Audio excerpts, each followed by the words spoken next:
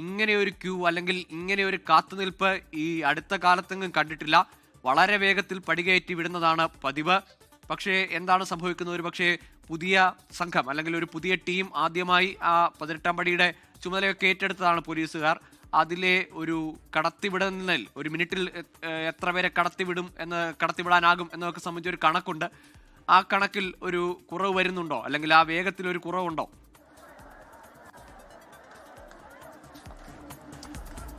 ഗോകുൽ, അത് വളരെ പ്രധാനപ്പെട്ട കാര്യമാണ്. കാരണം ഈ ശബരിമലയിലെ തിരക്ക് നിയന്ത്രിക്കുന്നതിൽ 18-ാം പടി വഴി മിനിറ്റിൽ കയറിയിറങ്ങുന്ന തീർത്ഥാടകരുടെ എണ്ണത്തിൽ വലിയ പങ്കുണ്ട്. സാധാരണഗതിയിൽ 80 മുതൽ 90 വരെ തീർത്ഥാടകർ ഒരു മിനിറ്റിൽ ഈ 18-ാം പടി കയറിയിറങ്ങും. പക്ഷേ നിലവിൽ 40 മുതൽ 50 തീർത്ഥാടകർ മാത്രമാണ് ഒരു മിനിറ്റിൽ 18-ാം പടി കയറി ഇറങ്ങുന്നത്. അത് വലിയ പോരായ്മയാണ്, തിരക്ക് വർദ്ധിക്കാൻ കാരണമായിട്ടുണ്ട് എന്ന് പോലീസിനും ദേവസ്വം ബോർഡിനും ബോധ്യപ്പെട്ടിട്ടുണ്ട്. ഈ നേരത്തെ Devaswom board president K Jayakumar സംസാരിക്കുമ്പോൾ അക്കാര്യം പറയുകയും ചെയ്തിട്ടുണ്ട്. കൂടുതൽ മുൻപരിചയമുള്ള, നേരത്തെ ശബരിമല മണ്ഡല മകരവിളക്ക് തീർത്ഥാടന കാലത്ത് കൂടുതൽ തിരക്ക് നിയന്ത്രിച്ച പോലീസ് ഉദ്യോഗസ്ഥരെ അടിയന്തരമായി വിനിയോഗിക്കാം എന്നുള്ള കാര്യമാണ് ദേവസ്വം ബോർഡ് പറയുന്നത്. പോലീസുമായി അല്പസമയത്തിനകം ഇതുമായി ബന്ധപ്പെട്ടുള്ള യോഗം ചേരുന്നുണ്ട്.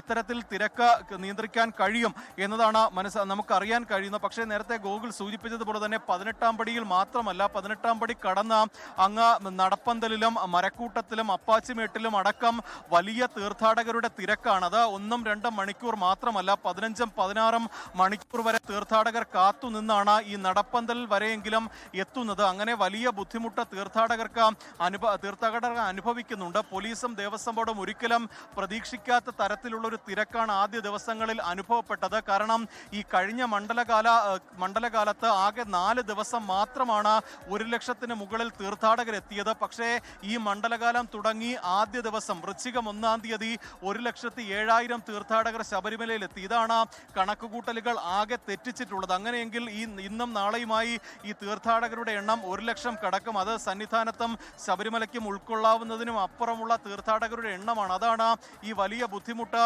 ഇപ്പോൾ ഉണ്ടാക്കിയിരിക്കുന്നത്. ദർശന സമയം കൂട്ടിയെങ്കിലും 2 മണിക്ക് നടയടയ്ക്കും. നടയടച്ചാൽ പിന്നീട് വൈകിട്ട് 3 മണിക്ക് നട തുറക്കും. നട തുറന്നാൽ പോലും ഇന്ന് 3 മണിക്ക് തുറന്ന് 11 മണിക്കാണ് നടയടയ്ക്കുക. പക്ഷേ പമ്പ മുതൽ കാത്തു നിൽക്കുന്ന ഈ തീർത്ഥാടകർക്ക് ഇന്ന് ദർശനത്തിന് സമയം അല്ലെങ്കിൽ ദർശന സൗകര്യം കിട്ടുമോ എന്ന കാര്യം പോലും സംശയമാണ്. അത്തരത്തിൽ ഒരു തിരക്കുണ്ട്. ഈ പമ്പയിൽ നിന്ന് കൂടുതൽ തീർത്ഥാടകർ സന്നിധാനത്തേക്ക് ഒഴുകി എത്തുകയാണ്. പമ്പയിലെ നടപ്പന്തലടക്കം നിറഞ്ഞ ഒരു സാഹചര്യമാണ്. അങ്ങനെയാണ് ഈ സന്നിധാനത്ത് കൂടുതൽ തീർത്ഥാടകർ ഇപ്പോൾ എത്തിക്കൊണ്ടിരിക്കുന്നത്. അടിസ്ഥാന സൗകര്യം ഉൾപ്പെടെ വലിയ പ്രശ്നമായി നിലനിൽക്കുന്നുണ്ട്. ഈ വെള്ളവും ഭക്ഷണവും കിട്ടുന്നില്ല. അതിനേക്കാൾ അപ്പുറം പ്രാഥമിക ആവശ്യങ്ങൾ നിർവഹിക്കാൻ പോലും ഈ നടന്നു വരുന്ന വഴികളിൽ സൗകര്യമില്ല എന്നതാണ് വലിയ പോരായ്മയായി തീർത്ഥാടകർ പറയുന്നത്. അത്തരത്തിൽ വലിയ ബുദ്ധിമുട്ട് തീർത്ഥാടകരെ സംബന്ധിച്ച് ഉണ്ട്. എങ്കിൽ ചെന്നൈ സമയം റേഷൻ தான் ഉണ്ട്.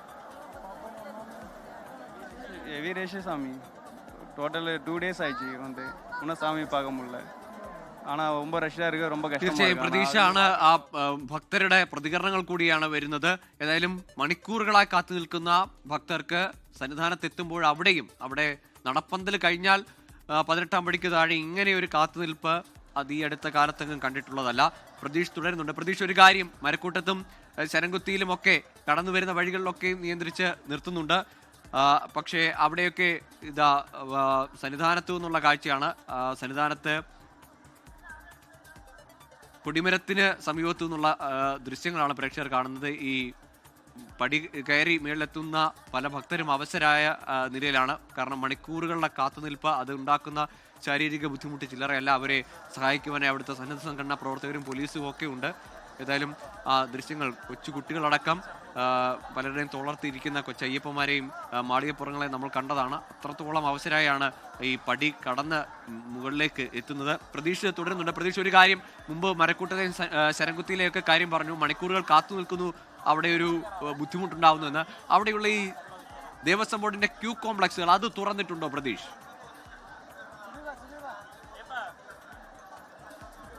ഏതായാലും സന്നിധാനത്ത് ശബരിമലയിൽ ഈ സീസണിൽ കാണുന്ന തിരക്ക് അത് അപ്രതീക്ഷിതമോ അല്ലെങ്കിൽ അസാധാരണമായ തിരക്കാണ്. ഒരുപക്ഷെ മണ്ഡലപൂജ സമയത്തിനോട് അടുപ്പിച്ച് മാത്രം കണ്ടുവരുന്ന തരത്തിൽ അത്ര വലിയ ഭക്തജന തിരക്ക്, പ്രത്യേകിച്ച് സ്പോട്ട് ബുക്കിങ്ങിലേക്ക് കൂടുതൽ ആളുകൾ എത്തുന്നു. വെർച്വൽ ക്യൂ നിയന്ത്രണങ്ങൾക്കപ്പുറത്തേക്ക് സ്പോട്ട് ബുക്കിങ്ങിനെ ആശ്രയിച്ചുകൊണ്ട് ഭക്തരെത്തുമ്പോൾ അത് പോലീസിന്റെയും അല്ലെങ്കിൽ ദേവസ്വം ബോർഡിന്റെയും ഒക്കെ ഒരു കണക്കുകൂട്ടൽ നിയന്ത്രണ സംവിധാനങ്ങളൊക്കെ പാളുന്ന നിലയിലേക്ക് പോവുകയാണ്. മണിക്കൂറുകളാണ് കാത്തുനിൽപ്പ്.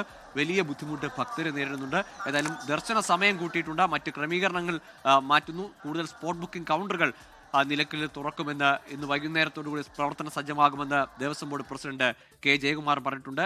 ലോകത്തെവിടെയായാലും ഏത് സമയത്തും 24 വാർത്തകളും ഓഗ്മെന്റഡ് റിയാലിറ്റി പാക്കേജുകളും എക്സ്പ്ലെയിനറുകളും വിശദമായി കാണാൻ ഞങ്ങളുടെ യൂട്യൂബ് ചാനൽ നിങ്ങൾക്ക് സബ്സ്ക്രൈബ് ചെയ്യാം.